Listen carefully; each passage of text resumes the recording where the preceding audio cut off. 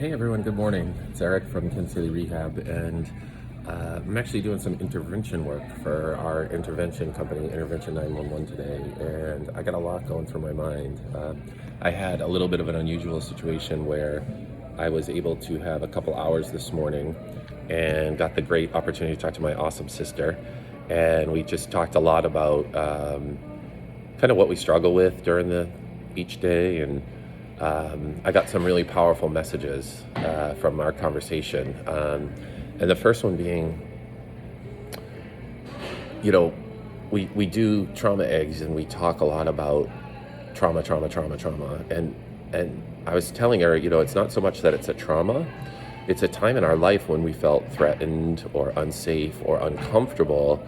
And we need to dissect what our reaction was to that. And then we need to look at how does that work in our life today. And I'm kind of embarrassed, but I'll share it anyways. In second grade, I was in school and the teacher said, we're doing a lesson and you cannot interrupt the lesson for any reason. And of course, I had to go to the bathroom and I ended up wetting my pants because I wouldn't raise my hand to say I had to go to the bathroom. And my response after doing that was to try and shrink and be invisible and to step into the background and not be noticed because I'd done something bad. I had two choices. I could either be bad by raising my hand and interrupting the class and do something against the rules, which was very important for me. I was by the rules, or I could try and make it through, which I wasn't successful, so I was bad because I wet my pants. And the reality of that situation was that has been a lifelong coping strategy.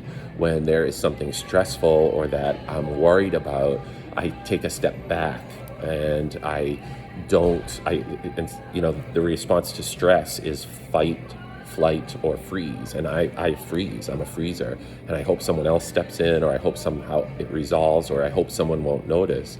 And I was thinking about that in relationship to my intervention work, and I can't be like that when it's stressful in an intervention because the family is relying on me to be the person to step up and to have the solution.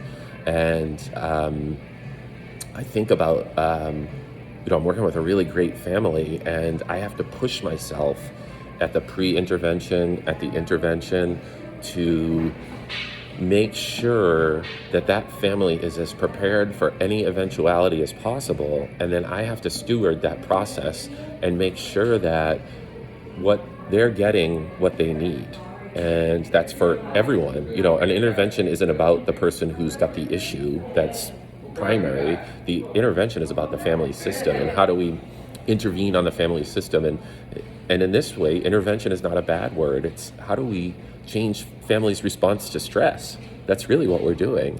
Families are stressed, and some people cope with drugs. Some people cope with, what you would consider mental health challenges. Some people cope with avoidance, numbness. Some people cope with all sorts of things. And the reality is that if we can teach new coping strategies and we can show different ways of responding, that's where real change happens. And that's a difficult, long-term process. And so I'm really excited. I feel good about being able to help this family. And, at Intervention 911, we really believe in treating the family. And that's what we do at Ken Seeley Rehab too. And, I'm very proud of the fact that when we do an intervention, the client very infrequently comes to Ken Seeley Rehab. It's more about what's right for the client, what is the right place and what's going to help them. So excited to be doing this, excited to be talking to you,